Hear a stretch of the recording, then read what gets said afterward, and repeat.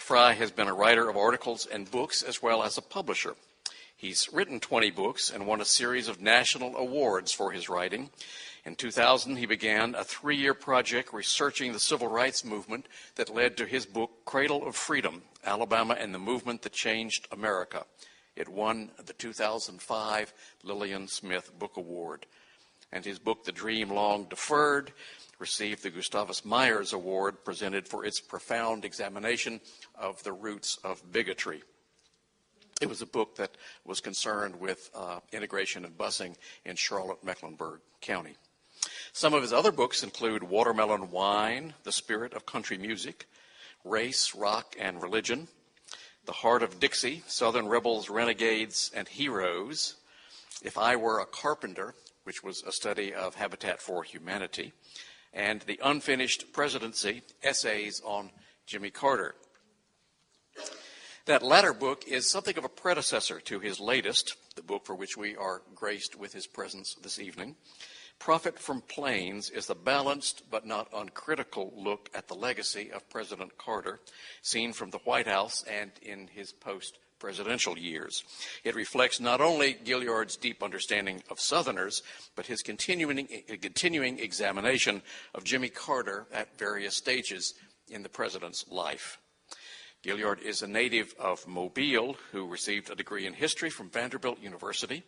He's returned to Mobile to accept a position as writer-in-residence in the history and English departments at the University of South Alabama. We are delighted he has consented to leave one drought-stricken state to visit its feuding, drought-stricken neighbor to the east. Please join me in welcoming Frye Gaillard.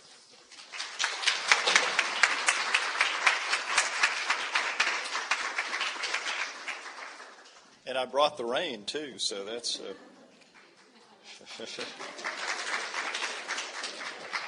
Not quite sure how, but I was glad to see it for your sake, and hope that it did some of that back in Alabama. We've really been hit as well.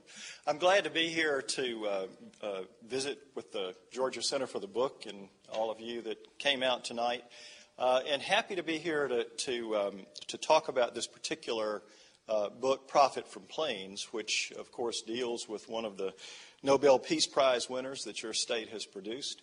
It's been interesting to me as I've gone around, and a number of the appearances I've made so far have been in the state of Georgia, and I have discovered many times in the audience people who actually knew Jimmy Carter probably a good bit better than I did.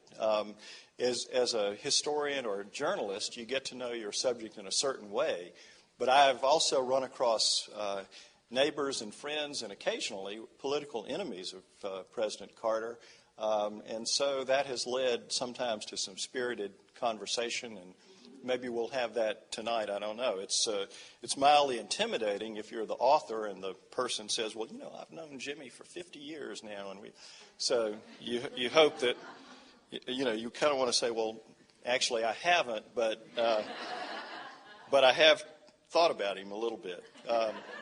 I first encountered Jimmy Carter personally in 1985. He came to a little college outside of Charlotte where I was working for a newspaper, the Charlotte Observer, and it was a college, a Baptist college called Wingate College, now Wingate University. And at the time, it was best known as being the alma mater of U.S. Senator Jesse Helms. When Carter came in 1985, it did not seem at first glance to me to be the sort of place that he would be likely to receive a warm welcome. And to make matters more interesting, he came on a February night when it was sleeting. And I was assigned by my editors to go out and write a piece on his appearance at Wingate. And as I was driving the 20 or 30 miles from Charlotte to this little college, I kept thinking to myself, when I get there, it's going to be me and Jimmy Carter in this auditorium. I mean, it was a horrible night. It was even a little bit dangerous to be out. And I couldn't imagine that there would be much of a turnout for him.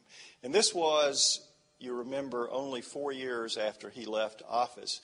And in the media, he was still the object of a good bit of contempt. He was viewed as a failure and a man who was out of his depth as president by many media people across the country. I didn't particularly share that view of Carter. I thought he had his limitations as a politician, but I actually had great respect for him and found him much more interesting than some of my colleagues did. And so I got to this little college and was amazed to discover that this 2,500-seat auditorium was filled to overflowing. And almost everybody there, in fact everybody as far as I could tell, had the warmest and highest regard for President Carter. He received a standing ovation when he walked into the room, another one at the end of his talk. The questions that he was asked were laced with complimentary remarks, and it was really quite an extraordinary occasion. I came back to the paper and wrote the little story for the next day's paper and kind of checked it off my list. But I got curious, as reporters sometimes will, and I wondered if this happened other places that Carter went, or if this was just an aberration at this little Baptist school outside of Charlotte. So I got hold of his schedule and I began to call around. I called the University of North Carolina. I called Central Connecticut University. And I can't remember the others, but 4 or 5 different places where he had been, including places on a recent book tour. And what I discovered early in 1985 was that everywhere he went, he was getting the same kind of enthusiastic, warm response that he had gotten just outside of Charlotte. I talked to William Leuchtenberg, who was an eminent historian at the University of North Carolina, and he said, yeah, it was amazing. He said, when he came here, it was like he was a rock star.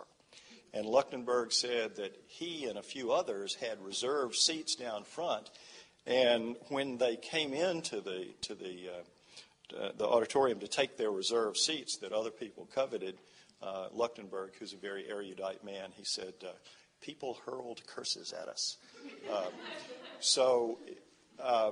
What seemed clear enough from that was that there was a kind of grassroots reassessment of Jimmy Carter that was way ahead of anything that was happening in the media of which I was a part. So I found myself inspired by that to look at Carter and his legacy, his presidential legacy, and the post-presidency as it was emerging up until that point, and wound up doing a 5-part lengthy series for the Charlotte Observer that was, as far as I know, the first serious look back at Carter in any American newspaper. And as I started research on this particular project, I found myself carried back to my own reactions to Carter when he first began to appear on the national political scene, when he started running for the Democratic nomination in 1975 and 76. This was a time when the country was looking, I think, for an honest politician. We were reeling from Watergate. To some extent, we were reeling from Vietnam, of course, and we were trying to figure out who we were in the wake of these kind of things. And along came Jimmy Carter, who projected integrity and a kind of shining air of promise. And as he went around seeking the Democratic nomination and spoke to small groups of Democrats in halls this size or a little larger, or in people's living rooms to groups even smaller, what people were astonished by was the kind of focus and intelligence that he brought to those conversations. If you have a chance to sit down in a room and talk one-to-one with Carter, or see him in a smaller setting, it's really quite an extraordinary experience. He's a very smart man, and he's able to state his positions quite clearly, and he fields questions extremely well. And even if they're very challenging questions, it doesn't faze him a bit. He engages with you, and it's really quite an impressive performance almost every time. And that's what Carter did again and again and again as he was seeking the Democratic nomination. And a lot of Democrats all over the country were almost awed by the performance that he gave during that primary season. And I remember my own reaction to this as a Southerner. because I had come of age during the civil rights years in the South and developed my own, in those days, kind of love-hate relationship with this part of the country. I mean, it was my part of the country, and in some ways I was very proud of the fact that the civil rights movement was centered in that part of the country, and yet my own family, my own friends, my own associates in the Deep South in Alabama were in many cases quite opposed to this, I thought, essential and necessary change. And so I had real ambivalent feelings about the South in those days. And here came Jimmy Carter, who had burst onto the national scene by saying in his inaugural address as governor, the time for racial discrimination is over. And when he accepted the Democratic nomination in the summer of 1976, he called to the podium another great Georgian, Martin Luther King Sr., who gave the benediction that night. And as the delegates cheered and the music played and the balloons rose toward the ceiling, Martin Luther King Sr. said, "Surely the Lord is in this place." And it had the feeling of a kind of revival, but not just a Christian revival. You know, it was, for me, a Southern revival, but also an American revival. And that was the air of prominence with which Jimmy Carter, I think, came into to the run for the presidency. And when he won, it was the kind of expectation that he rode into the office of the White House. Now, we all know that the results for the next 4 years were mixed. The American people decided in 1980 that he was not a person who made them believe that the problems of the country could be solved. But before that happened, there were moments, I think, that history has honored and will have to honor even as time unfolds. One of those, of course, was the negotiation of the Camp David agreement between Israel and Egypt. And there are 3 stories from Camp David, which I have talked to Carter about, and Carter has written about, and I've talked to other people about. And I think they really reveal some of the personal strengths that Carter brought that caused that particular set of negotiations to be successful. And I want to just summarize those 3 moments in the negotiations that I think reveal something of the breadth of Jimmy Carter's character and abilities. One was that the very first day, when they sat down and Begin and Sadat, the 2 heads of state from Israel and from Egypt, were going to deliver their opening statements. And Carter, who got along very well with Sadat, a little less well with Begin, although he had great respect for Begin.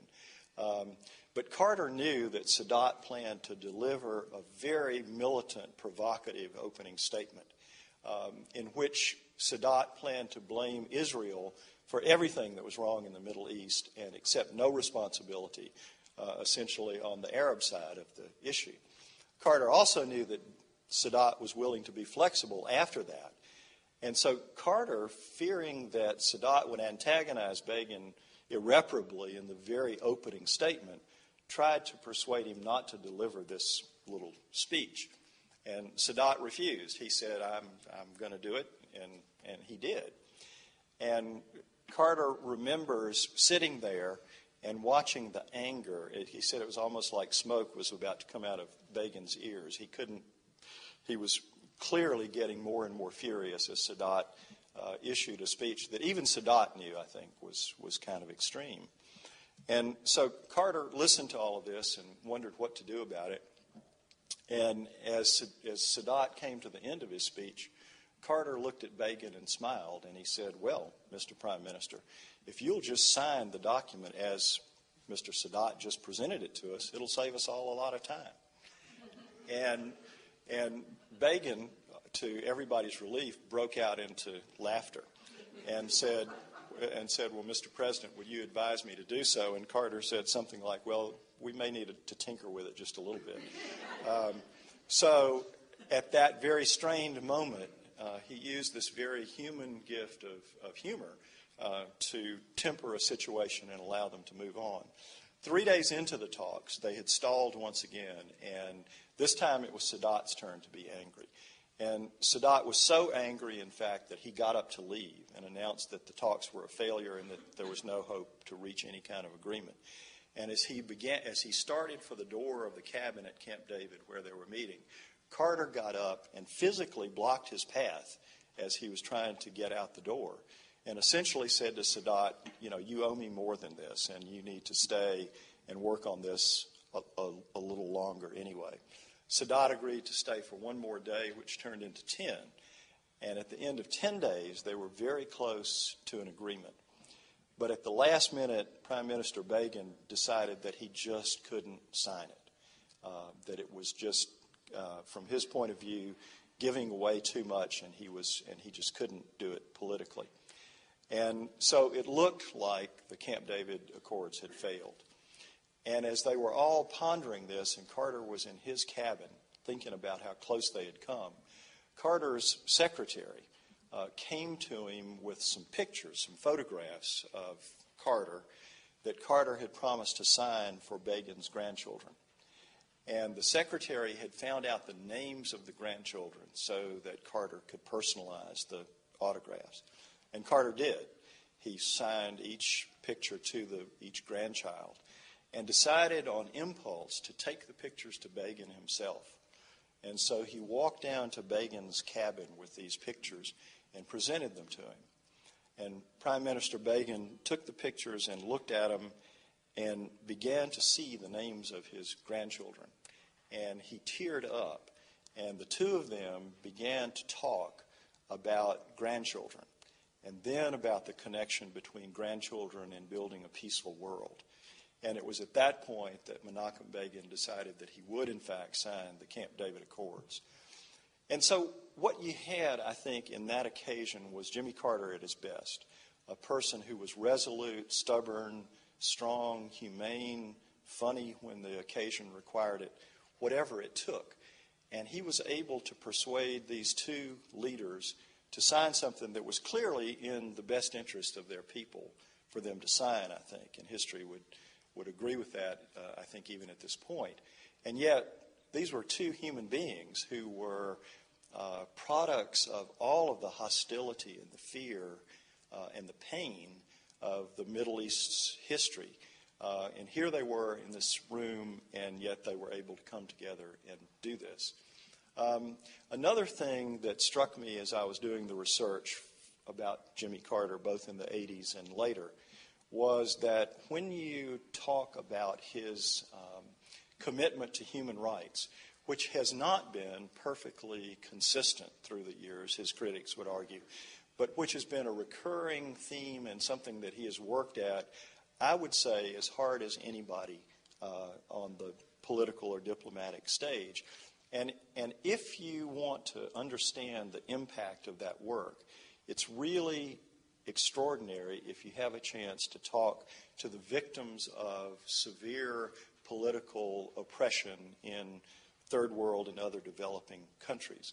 One of the people that I was extremely fortunate to talk to was one of the world's greatest journalists, an Argentinian whose name was Jacobo Timmerman.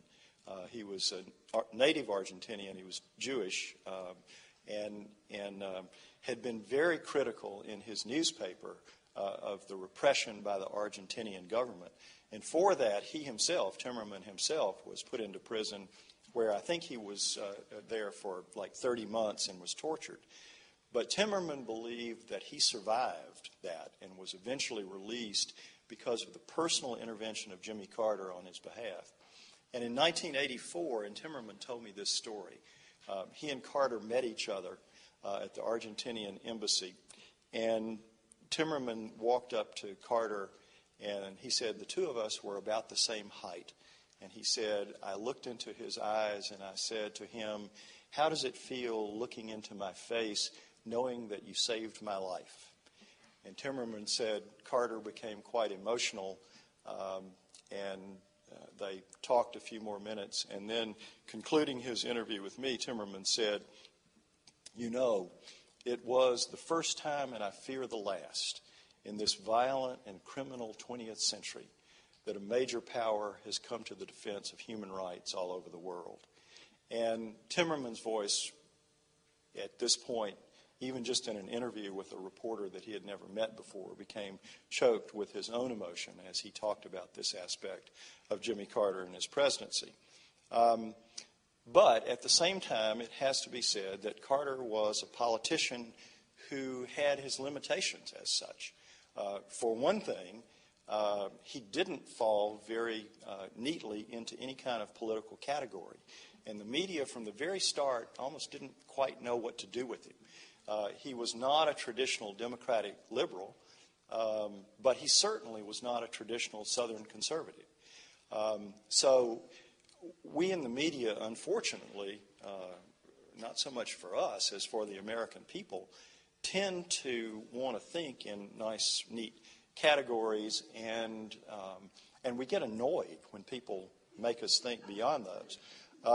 And it's really not one of our finer characteristics. And I think Carter suffered from this, but he added to it because Jimmy Carter, probably less than any politician I have ever tried to study carefully, is very reluctant to explain himself, is very reluctant to go out and defend his decisions and policies and to package them in the necessary political symbols of a television age and to reduce them to sound bites in a way that will make them resonate with the American people.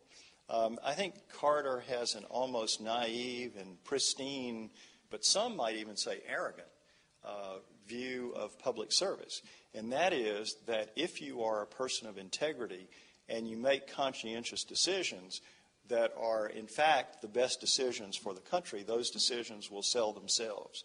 And that's not really how it works in the rough and tumble of American politics. And so Carter was never very good at, or even especially interested in, the thing that made his successor, Ronald Reagan, such a popular president. And that was speaking in the kind of symbolic language that the country could understand easily and to make the country feel better about itself.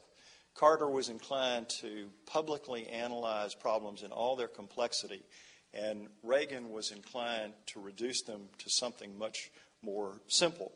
And my preference, personally, I will have to say, is Carter's way, but it didn't work as well for the American people. And then the last thing was, during his presidency, that for the last year and a half of it, at least, Carter was remarkably unlucky. The international price of oil went up, triggering an inflation in this country that he never quite seemed to be able to get control of. The Soviet Union invaded Afghanistan, and there really were no good ways to oppose that. The grain embargo that he announced was unpopular among American farmers who had tended to support him in the past. Senator Kennedy, Edward Kennedy of Massachusetts, ran against Carter for the Democratic nomination in the summer of 1980. Carter's people carefully leaked a quote in which Carter had said to his aides, "I'm going to whip his ass." This was not the kind of way that people expected Jimmy Carter to talk, and it sounded tough, but it also sounded contrived. And although Carter did win the renomination over Senator Kennedy, it certainly hurt and weakened his position in the Democratic Party. And then, of course, there was Iran, the 53 hostages that were taken at the American embassy. Now, Eleanor Clift, who covered Carter for Newsweek, covered the White House for Newsweek during that time, said after the Iran crisis was over that this, in fact, may have been Carter's finest hour because he brought all of the hostages home and kept them alive. But he didn't do it very quickly. He was not able to do it very quickly.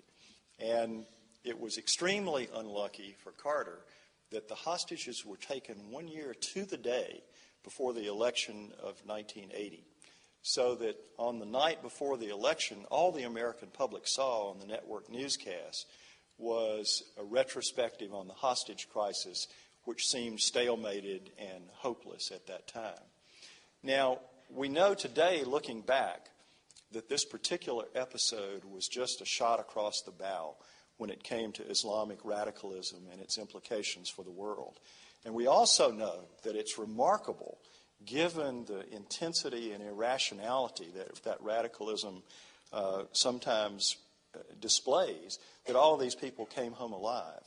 And people who have studied carefully the diplomacy that went on behind the scenes also will generally tell you that Carter's actions undoubtedly saved the hostages' lives. The most important thing was that he sent a private message by several different routes to Khomeini saying, essentially, don't touch them. If you put a hostage on trial, if one is injured, if any are killed, we will retaliate militarily and we'll do it massively. Carter did not say this so much publicly because he didn't want to publicly back Khomeini into a corner in a way that would make him feel like he had to do something public that would be harmful to the hostages. But as Carter said later, talking about it, Khomeini knew I meant it. There were also negotiations on several different fronts with the Iranian government that produced, in fact, an agreement by the spring before the election under which the hostages would be released. An agreement between the U.S. government and the Iranian government. But it was countermanded by Khomeini, and the hostages were not released until just hours after Carter left office and President Reagan was sworn in. And there's no doubt that that played a huge role in Jimmy Carter having to find for himself a new line of work. The interesting thing was that he set about immediately to do that. Carter is not somebody who spends a lot of time looking back. In every interview that I have ever done with him, including those very recently when he's 82 years old, all he talks about is what remains to be done and what he wants to do next. And so he set out to, I think, not so much restore his own image as to find a way to continue to do the things that he thought were important. And those things had to do with his focus on human rights and peace. And so he established the Carter Center. And he at first wasn't quite sure what he wanted it to be. And it started out as a place, kind of a mini Camp David, he thought, where people could come together unofficially, but with high-ranking, high-powered people to be able to talk freely about the problems and trouble spots in the world. And they had some very impressive conferences on nuclear disarmament in the Middle East and other things. But Carter always wanted the center to be more than that. And one of the breakthroughs for him came when he had a chance to monitor the elections in Panama in 1989. And General Noriega, the sort of thug who headed Panama at the time, presided over clearly tainted and corrupt elections. And Carter said so, loud and clear, in Panama, surrounded on several occasions by Noriega's henchmen, to the extent that some of the people with Carter thought they might all be killed by these guys. I mean, it was a very tense thing. And Carter was portrayed quite heroically for this in the American media from left to right. From the New Republic to the Washington Times, people talked about Carter's personal courage under fire and his rigorous honesty in declaring these elections to be a fraud. And so election monitoring became one of the staples of the Carter Center, and they've done it ever since in more than 24 countries, including village elections in China, where the center has, as it has done in many third world and developing places, patiently and carefully planted the seeds of democracy and done what it can to see those seeds take root. They have also set out to control and in some cases eradicate diseases that affect people in third world countries. They've come very close to eradicating a disease called guinea worm, which happens in third world villages where people drink contaminated drinking water from stagnant ponds and that kind of thing. And what they will do is unknowingly ingest larvae which grow into worms about this big inside the person, and those worms eat their way out. And it's apparently just horrifically painful. There were several million cases of this disease when the Carter Center started working on it. It's down now to 10,000 cases or fewer. And so they are on the brink of eradicating this disease from the face of the earth, which has only happened once in the history of mankind, as far as we know, and that was the eradication of smallpox. They also have, at the center, given Carter a staging ground for his one-man missions for peace, as he displayed in North Korea, for example, in 1994, when we were probably a lot closer to a war than the world knew at that time, in which he persuaded the North Koreans to back away from their nuclear program. But in some of these cases, Carter has strained at the edges of American diplomacy, and presidents from the first Bush to Clinton have viewed him as meddlesome and arrogant and a difficult presence, even as they have sometimes applauded the bottom line results that he has achieved. Rosalind Carter has been very active in the world in the field of mental health. And then Carter has done two other things, and I will wind up here and open it for questions by talking about these very briefly. One is that he has embarked on a quite impressive career as a writer. He has written 20 books since he left the White House, which, as a person who writes books, I can, while not bringing peace to North Korea, I can tell you, it's quite an impressive total. He's the only former president ever to write a novel. He published a book of poetry. He published a children's book with his daughter, Amy. But mostly what he's done is write either memoir or political commentary. And he has not, in this case, shied away from controversy.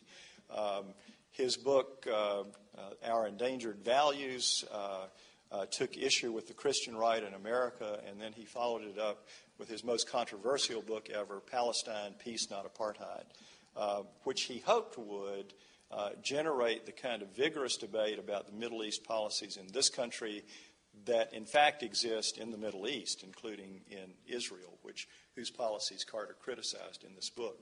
And to some extent, he probably succeeded in that. But you could argue, and I think plausibly, that his choice of a title, though he was not the first person to use the apartheid analogy where Israeli settlement policies were concerned, Bishop Tutu and Nelson Mandela were two Nobel Prize winners who also used it. And I was in Israel as a reporter back in the 1980s and heard Israelis debating with each other and using that term in their quite vigorous and intellectually honest and spirited debates that I observed. But Carter, for some people, stopped discussion in its tracks with his choice of a title for the book, which probably is a reflection a little bit of what some people have called his political tin ear. He truly, I think, didn't see coming the intensity of controversy that book and its title produced. And then on the other side of his legacy, the gentler side of his legacy, has been his work for Habitat for Humanity. And that image of a former president sweating in the hot summer sun to build houses for and with poor people, it's been very compelling to people in this country and I think to people all over the world. And these, I can tell you, were not photo ops for President Carter. He went out there to work as a carpenter, and he's a very good carpenter. As I learned to my chagrin when, as a reporter, I was working on a house with him in Charlotte.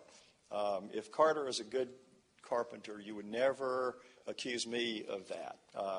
And Carter couldn't help but notice this, and as we were trying to hang a piece of sheetrock, the former president of the United States looked at me, and with no humor that I could detect, he said, "You haven't done this much, have you?" And it's a time that you feel maybe that tall, but maybe not, you know. And the next time I actually worked on a Habitat project where he was involved, my job was to sit on top of the trash as it was being hauled away in a truck and taken off to the dump so that it wouldn't fall out of the truck. And I think he thought I did fairly well at that.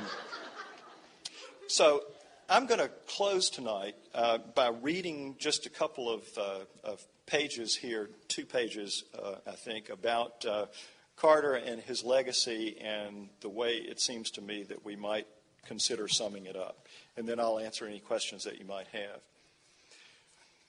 Beyond the details of presidential policy, which provide fodder for the next generation of historians, there was also the revealing story from James Laney, former president of Emory University and U.S. ambassador to South Korea. Laney had worked with Carter to create the center that now bears his name, and he did it in partnership with Emory, one of the nation's most prestigious universities. Not everyone was pleased with that decision, including some on Emory's board of trustees. In 1981, when the discussions for a center were first taking place, Carter was widely viewed as a failure. He had lost overwhelmingly to Ronald Reagan, and the media understanding of his time in the White House was one of a leader who was out of his depth.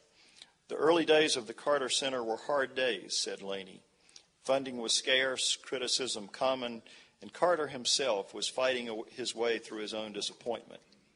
But then one day, Carter and Laney were walking across campus, and they met Carl Deutsch, one of the country's most distinguished political scientists, who had come to Emory after a long stay at Harvard. Laney introduced Deutsch and Carter, who had never met, and Deutsch declared with obvious emotion that in contrast to most American politicians, Carter would still be remembered 1,000 years from now, the first and only U.S. president who had made human rights the cornerstone of policy. Carter, said Laney, had tears in his eyes. If Deutsch was right and the big picture truth about Jimmy Carter will one day obscure the bumps and failures that went with his presidency, there may in the end be even less debate about the second part of his legacy, his time out of office. Jay Hakes, director of the Carter Presidential Library, has argued plausibly that Carter has, quote, redefined the modern post-presidency. If that is so, the journey has not been without controversy. Supporters of Israel have questioned Carter's bias, and conservative American political commentators have criticized his one-man missions for peace.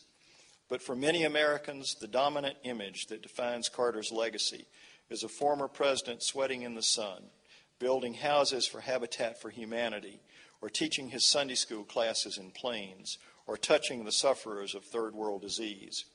He could be so tender in those situations, so completely without condescension or distance. He had said many times in many different places that the poor were a lot like everybody else, every bit as hardworking or ambitious as he was, and the fundamental privilege that came with his work was to get to know such people face to face. There may have been those who doubted that he meant it, but Toni Miller was not one of them. She was a single mother in Watts, and for a week in the summer of 1995, she worked side by side with President Carter on a house that she and her family would soon own. When the work was completed, Carter gave her a hug and presented her a Bible, and Miller, who had carried herself all week with dignity and reserve, suddenly found herself unable to speak. A tear drifted softly down her cheek, and when her son reached out to brush it away, Carter, also visibly moved, reached out gently to touch her on the arm. It was, said Miller, a moment that added new meaning to her life. For Carter, such occasions were never just photo ops, never feel-good moments to share with the world.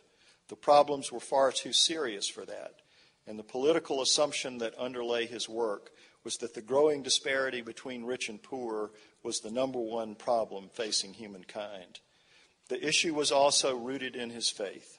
The Bible, as he read it, was abundant in its warnings to the rich and its admonitions about justice for the poor, and Carter was inclined to take them seriously. And finally, of course, there was the simple fact that Carter was a Southerner. He had come of age in an era of injustice that gave way to the moral force of civil rights. All those things had stamped his understanding of the world, becoming intertwined with his energy and drive and his stubborn ambition to do what was right. In the process, he had built the Carter Center, perhaps the most tangible piece of his legacy. It was, he hoped, an institution that could stand on its own, fighting disease, monitoring elections, intervening diplomatically in the scattered civil wars that continued to ravage the global landscape. We have reached a point, said Carter Center staffer David Carroll, where the center name carries great weight. We have benefited from the reputation of President Carter, and we are able to do great things even without his direct involvement. But if the center's reputation had achieved a certain independence from its founder, Carroll and others were quick to point out that there had been no decline in Carter's activity. He is a driven man, said Carroll in the summer of 2006. He is nearly 82, but he could be here 10 years from now. The assessment was widely shared among Carter's associates, for even with the first intimations of frailty, the lines on his face, the thinning gray hair, and the subtle stoop of his shoulders, nobody could imagine him fading away. There was too much to do. There had been 60 wars since the Cold War ended. There were still a few cases of guinea worm disease, still people going hungry, and there were historic elections looming just ahead. In Carter's mind, none of that left much time for looking back, reflecting on the past or worrying about how he might be perceived. His interviews at the age of 82 were much like those at every stage of his career. He was obsessed with the challenges that lay just ahead, all those things still waiting to be done. And if time was shorter now than it had been, that was all the more reason to keep up the pace. Thank you very much.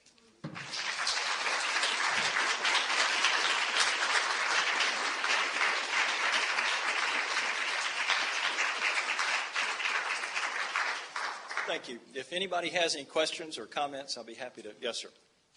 I wanted to go back and revisit the Iranian hostage crisis. Right. Certainly you emphasize that, there was slow and steady diplomacy going on during that latter part of Carter's administration. But at the same time, you will recall there was a failed rescue mission. There was, yeah. And helicopters crashed in the desert. Right. Carter's own Secretary of State, Cyrus Vance, resigned in protest over this, military fiasco, right, et cetera. Right. How does that fit in with Carter's intention to resolve this diplomatically if it was being interrupted by a military operation? Right, right. There had been a meeting in a series of meetings behind the scenes where Hamilton Jordan, the Georgian who was Carter's political advisor and was really not a diplomat by training, but for a variety of reasons that are complicated enough that I won't try to go into all of them, Jordan had been negotiating with the Minister of Defense with Iran, and they had originally come to an agreement for the hostages to be released, and then nothing happened. And Jordan and Godspede, the foreign minister, met again in Paris, and the Iranian said, my friend, I think it'll be a long time before your people come home. And it was at that point that Carter decided to try the military rescue. And it was, as you said, a fiasco. They knew that they needed, now I always have to think about the number, I think it was 8 helicopters for the rescue plan to succeed. And as they began to fly at night with no radio contact across the Iranian deserts, one of the helicopters developed hydraulic problems, and another one developed problems. And I think they felt they needed 6, and this is in the book, and the numbers are there, not in my head necessarily. But they started out with 8, felt like they needed 6, and 3 of the helicopters developed problems. They landed in the desert, and the person who was heading the mission said that his recommendation was that they call it off, that it would probably fail.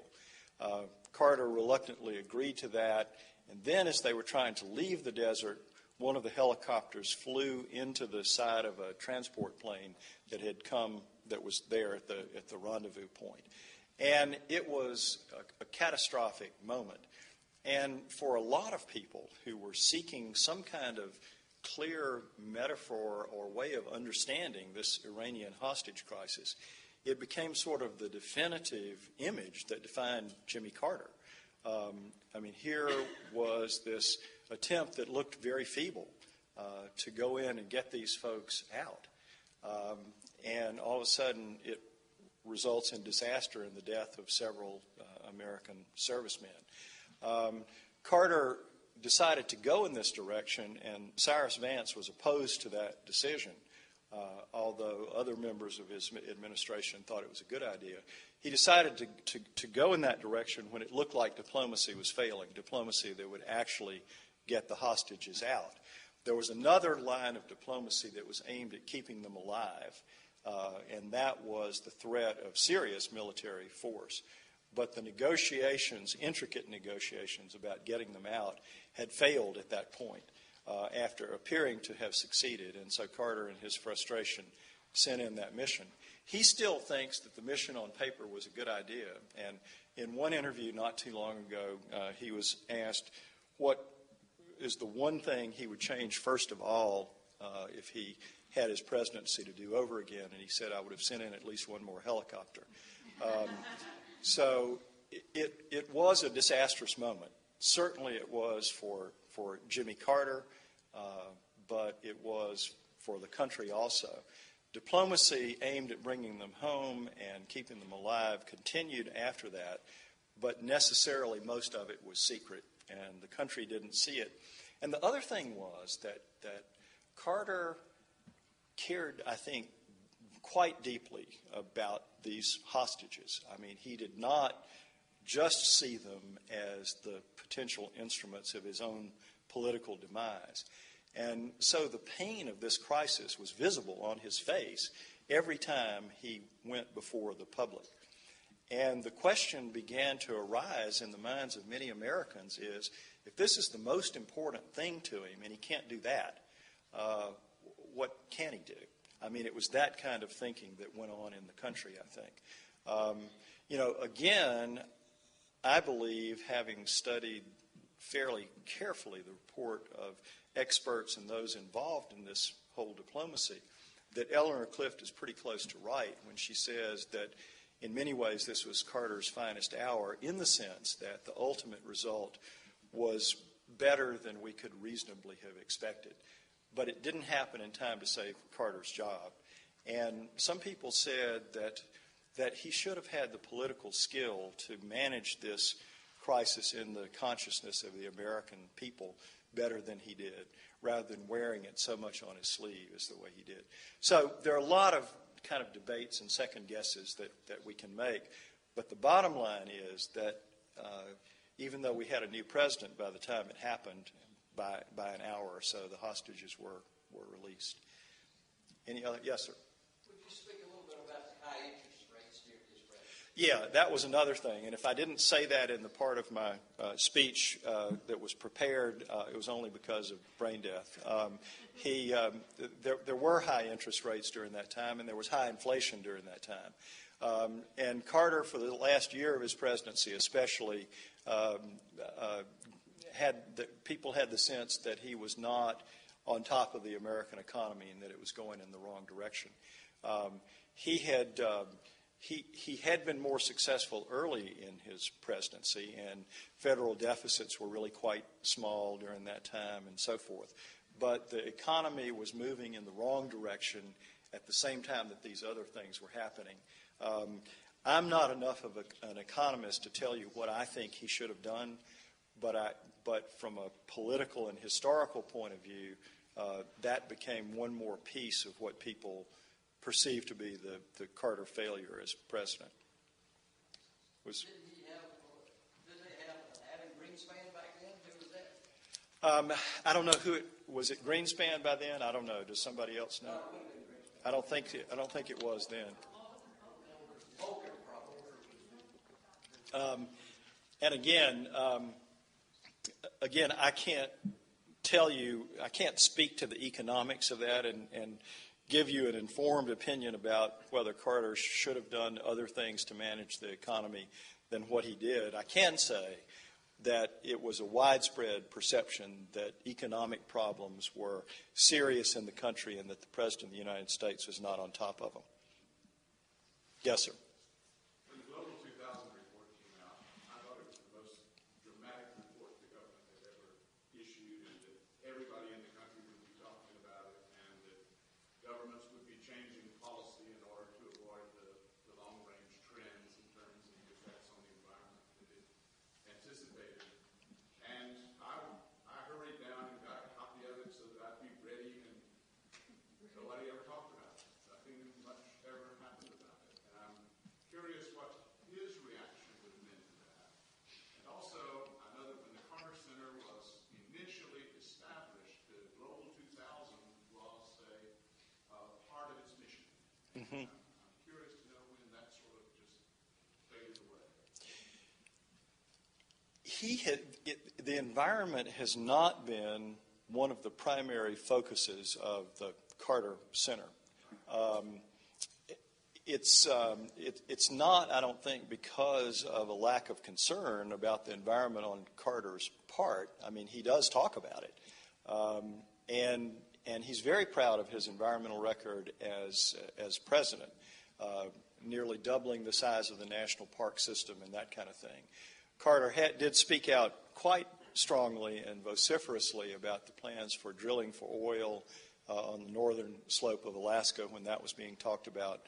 And he has written about environmental issues in a number of his books that he has written about. In terms of his response to the Global 2000 report, I don't know specifically beyond the fact that I know that those kind of issues are important to him, but he has tried to focus on the peace and the human rights kind of, that's been more of the focus of what he's trying to do. And when you ask him what's the number one problem facing humankind, he'll say the growing disparity between rich and poor, but I don't think that means that he doesn't think the environment's important, but that's what he's chosen to focus on. If you ask Al Gore, let's say, a more recent Nobel Peace Prize winner, what's the most important problem, he would clearly say the environment. But I don't think that means Gore is not worried about poverty. So I think it just sort of divides up that way. But yeah, we entered into a period of time after 2000 that is just absolutely bewildering and mind-boggling in terms of the kind of discussion that we need to have. Fortunately, from private sources like Al Gore and others, I think we are looking hard at environmental issues. But there was a period of time there that it seemed to me it was astonishing the lack of discussion on them. Was there a hand? Okay. Can you talk a little bit more about the guinea worm situation? Because it's very interesting that a very simple thing as a screen prevents all these. Right. A lot of these third world diseases that they are talking about, I mean, the Carter Center's disease program, for example, has not been particularly focused on HIV/AIDS. Again, not because Carter doesn't see that as serious, but because there is a lot of work that's taking place. But guinea worm disease, as horrible as it is actually quite easy to control. You can dig a well in these villages. You can use a mild pesticide in the water that won't disturb fish or human beings but will kill the larvae of the guinea worm. Or you can give individual villagers a filter that they can pour their water through, and it'll sort out the larvae. So using those three methods, Carter Center folks have gone to and have recruited people in these countries to go to literally thousands of villages to work on this. And that's true of some of the other diseases that they're working on as well. The cures and remedies and steps to prevention are actually pretty easy to take. But what's missing more than anything is the knowledge and political will. And so they have tried to build that in these countries, working with other appropriate international agencies and NGOs as well. But it's the part of the work that's probably the least controversial. I mean, they have done magnificent work in these places and in areas such as agriculture to try to end famine in some of the places. the Gates Foundation gave them $1 million as a prize for their work. But it's hard work, and they have a lot of people out there working on it day by day by day, and it's not especially glamorous. Yes? I think one of the things at Area University, we'll have these town hall meetings. Uh-huh. Students come to these, and they're done every year. And one year he did it for the Oxford students, and he'll do it for New College. And it's very, you can just see it reminded me when you said going to Windham. Young people today still are wanting to ask him questions and want to engage with him. And he is so available in a way that's really unusual. Mm-hmm. And as a faculty member, he'll say, I'm a faculty member at Iranian University, and he will chide the board of trustees to be more involved in African countries. And so he really, even with what he does with Emory through the Carter Center, it's quite incredible how he can inspire young people. Yeah. He really loves that, Carter. It's interesting to me, his personality in those situations, because I was trying to think how to describe this. To me, Carter is philosophically very humble. He does not put himself on a pedestal, really above anybody. And that's quite striking for a person who was once the leader of the free world. And so when students ask him questions, he loves kind of rolling up his sleeves and getting down there with them and talking about these things. At the same time, Carter has been accused of arrogance, and in some ways, I think that's true, too, in the sense that he's so incredibly self-confident. He's one of the most self-confident people that I've ever met, and he has this sort of engineer's mind. He was an engineer at the Naval Academy, and that's how he thinks. It's a very left-brained, let's get from point A to point B kind of thing. And sometimes he can kind of... some people have felt run over by him when he's trying to get from point A to point B. I had the occasion to interview Carter. The first time I interviewed him for a long time, it was like a 2.5-hour interview in planes. And when we started the interview, he was waiting for an international phone call, and I never knew what it was. And for the first 30 minutes of the interview, I would say, I would ask him questions, and his answers were abrupt. If the questions were challenging, his answers were even, I thought, a little bit snappish. And I had the feeling, this guy doesn't want to talk to me. And I later talked about that side of Carter's personality with some of his aides, and one of them said, yeah, we all dreaded what he called the Arctic chill of the president's displeasure. And then the phone call came, and he left the room and took it. And he came back in, and he was relaxed and expansive and could not have been more gracious and more cordial and more kind.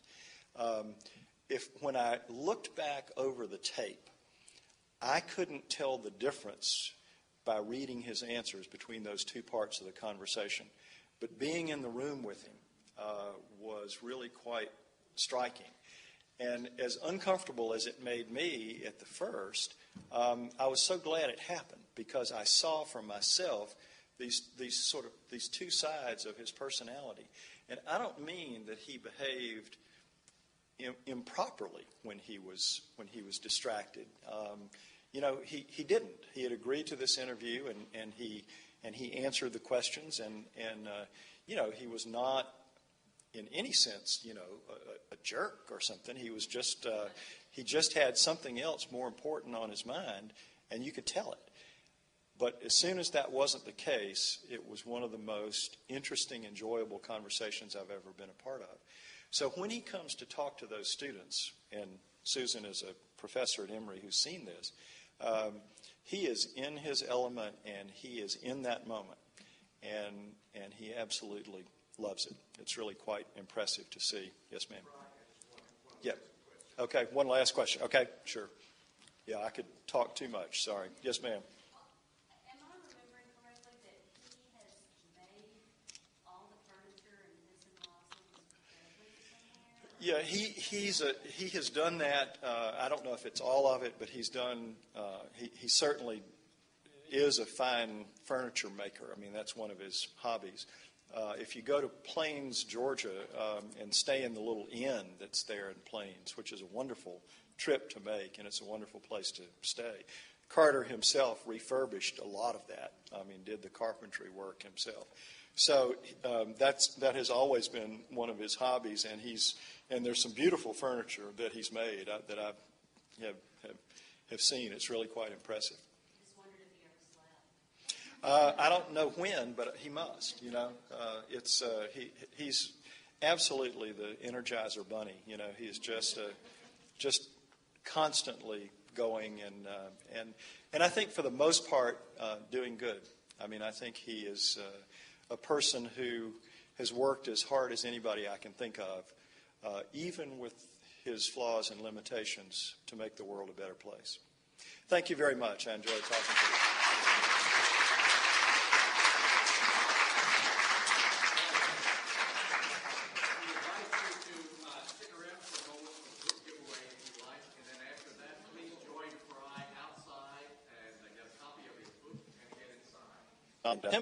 The author about the intimidating what the author and the purchasers when for 50 years. You hope that you host that will actually. I haven't want to say, well, actually I haven't, but I have thought about him a little bit. But I have thought about him a little bit. I first encountered Jeffy Carter personally in 1985. Personally in 1985, came to a little college outside of Charlotte, where I was working college outside of Charlotte, where the Charlotte Observer newspaper.